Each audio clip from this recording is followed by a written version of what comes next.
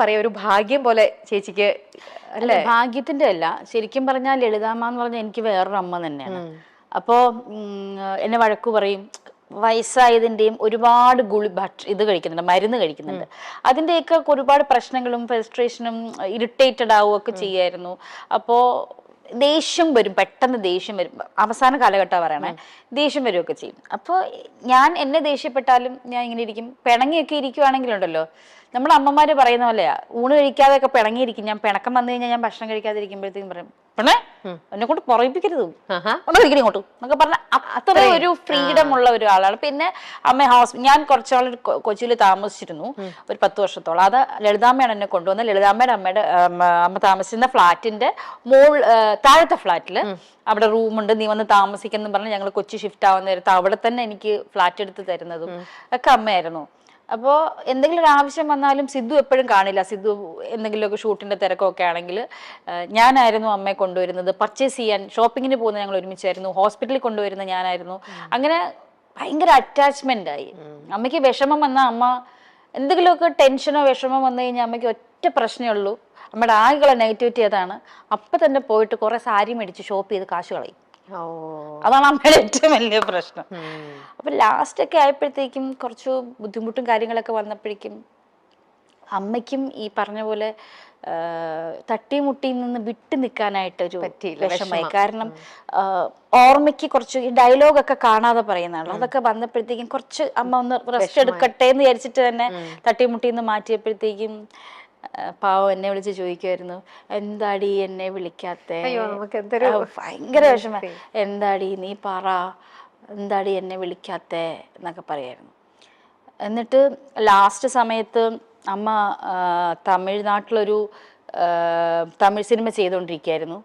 ആ സമയത്ത് തന്നെ എന്താണെന്നറിയില്ല, ആ സമയത്ത് തട്ടിമുട്ടിന്ന് ചെയ്യാത്തോണ്ട് വിശേഷമൊക്കെ വിളിച്ച് ചോദിക്കുമായിരുന്നു. ആ സമയത്ത് എന്താണെന്നറിയില്ല, എന്നെ ഡെയിലി വിളിക്കുമായിരുന്നു. ഡെയിലി രാവിലെ വൈകുന്നേരം, അല്ലെങ്കിൽ രാവിലെ ഉച്ചയ്ക്ക് വൈകുന്നേരം ഒരു നേരമെങ്കിലും എന്നെ വിളിക്കും.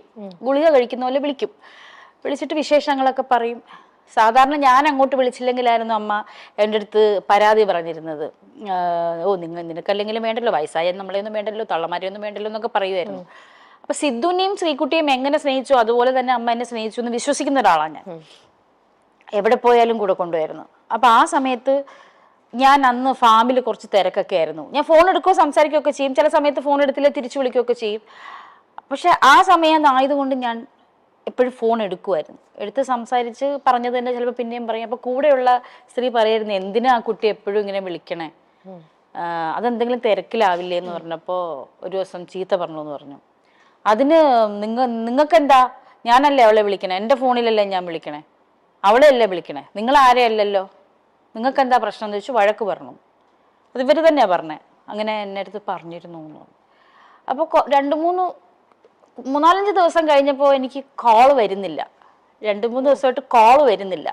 അപ്പം ഞാനും ഈ തിരക്കിൻ്റെ ഇടയിൽ തിരിച്ചു വിളിക്കാനും, ഫാമിൻ്റെ ഭയങ്കരമായ ഒരു പ്രശ്നത്തിലായിരുന്നു ഞാൻ, തിരിച്ചു വിളിക്കാൻ പറ്റുന്നില്ല. അങ്ങനെ ഒരാഴ്ച കഴിഞ്ഞപ്പോഴത്തേക്കും ഞാൻ അമ്മയെ വിളിച്ചു. അപ്പോഴേക്കും അമ്മ വരും എന്ന് പറഞ്ഞിരുന്നു, ഞാൻ കൊച്ചിയിലേക്ക് വരികയാണെന്ന് പറഞ്ഞിരുന്നു. ഞാൻ വിളിച്ചപ്പോൾ അമ്മയുടെ ഫോൺ കിട്ടുന്നില്ല.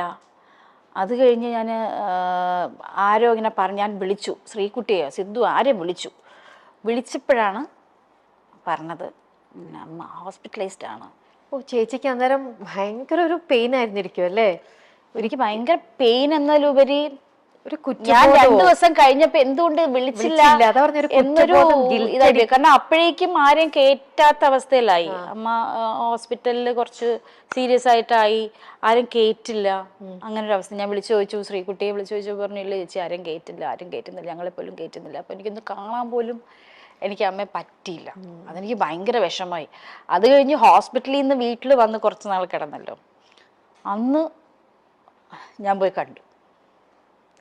പക്ഷെ ആ കണ്ടത് നമ്മുടെ അമ്മയല്ലായിരുന്നു. ശരിക്കും നമുക്ക് ആ ഒരു എനിക്കും തന്നെ വിഷമം വരുന്നു. അത് റിലേറ്റ് ചെയ്യാൻ പറ്റുന്നുണ്ട് കറക്റ്റായിട്ട്. ഞാൻ ആദ്യം വിളിക്കുമ്പോൾ സിദ്ധു പറഞ്ഞു, ചേച്ചി അത് വേണോ? കാരണം അമ്മയുടെ ഒരു നല്ല മുഖം നമ്മുടെ മനസ്സിലുണ്ട്. അപ്പൊ ചേച്ചി അത് വേണോ? അപ്പൊ ഞാൻ പറഞ്ഞു, ഇല്ല സിദ്ധു എനിക്കൊന്ന് കാണണം എന്ന് പറഞ്ഞു. സിദ്ധു ഫോൺ വെച്ചു. കാണണം, വേണ്ട ചേച്ചി കാണണ്ടെന്ന് പറഞ്ഞു. ശരി സിദ്ധു എന്നാ വേണ്ട, കാരണം നമ്മൾ അവന്റെ സിറ്റുവേഷൻ മനസ്സിലാക്കണം. അവൻ എന്തിലൂടെ കടന്നു പോകുന്നു, സിദ്ധു എന്തിലൂടെ കടന്നു പോകുന്നു എന്നുള്ള മനസ്സിലാക്കണം. പലരും വന്ന് സിദ്ധുവിനെ ഒരുപാട് പറഞ്ഞു, ആരും കാണിക്കുന്നില്ല അങ്ങനെ എങ്ങനെയെന്നൊക്കെ. പക്ഷെ ഒരു മക്കളെന്നുള്ള രീതിയിൽ നമ്മൾ ചിന്തിക്കുമ്പോൾ നമ്മുടെ അമ്മ എങ്ങനെ ആണെങ്കിൽ അങ്ങനെ ആയിരിക്കും നമ്മൾ പെരുമാറുക. മാത്രമല്ല വയ്യാതെ നടക്കുന്ന ഒരു സ്ത്രീയല്ലേ. അത് കഴിഞ്ഞ് ഉച്ച കഴിഞ്ഞപ്പോൾ സിദ്ധു എന്നെ തിരിച്ചു വിളിച്ചിട്ട് പറഞ്ഞു, ചേച്ചി ഐ എം സോറി, ഞാൻ ചേച്ചി അമ്മയും തമ്മിലുള്ള റിലേഷൻ മറന്നുപോയി. ഐ എം സോറി, ചേച്ചി വാ, നിങ്ങൾ തമ്മിലുള്ള റിലേഷൻ ഞാൻ മറന്നുപോയി, ചേച്ചി വാ കാണാം. ഞാൻ പോയിട്ട് വിളിച്ചിട്ട് അറിയുന്നില്ല, ഞാൻ അമ്മയെന്ന് വിളിച്ചു, അമ്മ ഞാൻ വന്നെന്ന് പറഞ്ഞു. അന്ന് ഞാൻ മനസ്സിൽ വിചാരിച്ചത് എന്താണെന്ന് അറിയോ, കാരണം അവസാന കാലഘട്ടമായപ്പോൾ എന്നെ ഒരുപാട് ചീത്ത പറയുമായിരുന്നു. പെട്ടെന്ന് ദേഷ്യം വന്നിട്ട് വേറെ ആരെയും വിളിക്കില്ല, അടുപ്പുള്ളവരെ മാത്രമേ ചീത്ത പറയുള്ളൂ. നമ്മളും അങ്ങനെയാണല്ലോ. തീർച്ചയായിട്ടും. അപ്പൊ എൻ്റെ അടുത്ത് ഞാൻ മനസ്സിലിങ്ങനെ വിളിച്ചിട്ട് ഞാൻ മനസ്സിൽ പ്രാർത്ഥിച്ചതാണ്, ദൈവമേ 2 ചീത്ത പറയാനെങ്കിലും അമ്മ ഒന്ന് വാ തുറന്നിരുന്നെങ്കിൽ എന്ന് വിചാരിച്ചു. നമ്മളെ ഓരോ തിരക്കിൽ പെടുമ്പോൾ നമ്മൾ ഒരിക്കലും വിചാരിക്കില്ലല്ലേ, ഇങ്ങനെ ഒരു സൈഡിൽ നിന്ന് ഒരാൾ എന്നെ ഡെയിലി വിളിച്ചോണ്ടിരുന്ന ഒരാള് നമ്മളെ 2 ദിവസം നമ്മുടെ ജീവിതം ഫുൾ പിന്നെ നമ്മൾ കുറ്റബോധത്തില് എനിക്ക് ഞാൻ വിളിക്കേണ്ടിയിരുന്നു അങ്ങനെ തോന്നും. കാരണം ആ സമയത്ത് അമ്മ ആക്ച്വലി കുറച്ച് ആരോഗ്യത്തിലാണ് സംസാരിച്ചത്, കുഴപ്പമൊന്നുമില്ല, ഒരിക്കലും വിചാരിക്കുന്നില്ല. പക്ഷെ അന്ന് കോവിഡ് സമയം ആയതുകൊണ്ട് അവിടുന്ന് ഇങ്ങോട്ട് വരാൻ പറ്റത്തില്ല. അപ്പൊ കുറെ ദിവസം അമ്മ വെറുതെ ഇരുന്നു, 3-4 ദിവസം വെറുതെ ഇരുന്നപ്പോ അവര് വിട്ടില്ല ഇങ്ങോട്ട്. എന്തോ നമ്മൾ സ്റ്റേറ്റ് മാറി പോകുന്നതിന് തന്നെ നമുക്ക് എന്തോ അനുവാദമൊക്കെ എടുക്കേണ്ടിയിരുന്നു ആ സമയത്ത്. അതുകൊണ്ട് അവിടെ അങ്ങ് പെട്ടുപോയി. എന്നിട്ട് എന്നെ വിളിച്ചു പറഞ്ഞെടി എനിക്ക് വരാൻ പറ്റുന്നില്ലടി, ഇവര് വിടാന്നൊക്കെ പറയുന്നുണ്ട്, പക്ഷെ പറ്റുന്നില്ലടി, എനിക്ക് അങ്ങ് വന്നാ മതി എന്നൊക്കെ പറഞ്ഞു എന്നെ വിളിച്ചിട്ട്. അപ്പൊ ഡെയിലി വിളിക്കുമായിരുന്നു എന്നെ, അതാരും വിശ്വസിക്കില്ല. ആ സമയത്ത് അമ്മയുടെ കോൾ ലിസ്റ്റ് എടുത്ത് നോക്കിയാൽ കാണാൻ എന്നെ ഡെയിലി വിളിക്കും. നമുക്കറിയാം, കാരണം ചേച്ചിയും ലളിതാമ്മയും തമ്മിൽ നിങ്ങളുടെ ആ തട്ടിമുട്ടിയിലും നിങ്ങളുടെ ആ ഒരു ബോണ്ടിങ് നമുക്ക് എല്ലാവർക്കും മനസ്സിലാക്കാവുന്നതേ ഉള്ളൂ.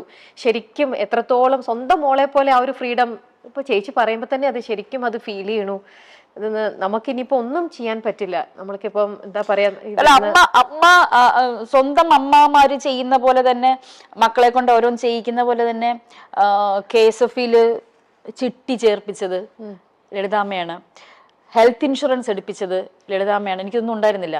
പിന്നെ ഈ കലാകാരന്മാർക്കുള്ള ക്ഷേമനിധി, അങ്ങനെ കുറെ സാധനങ്ങൾ പറഞ്ഞു. നീ ഇതെല്ലാം ഇപ്പൊ എടുത്ത് വെക്കണം, നിനക്കിപ്പോ ആവശ്യം കാണില്ല, പക്ഷെ നീ ഇതെല്ലാം എടുത്ത് വെക്കണം, നിനക്ക് ഭാവിയിൽ ആവശ്യം വരും എന്ന് പറഞ്ഞിട്ട് എന്നെ കൊണ്ട് നിർബന്ധിച്ചെടുപ്പിച്ചത് അമ്മയാണ്.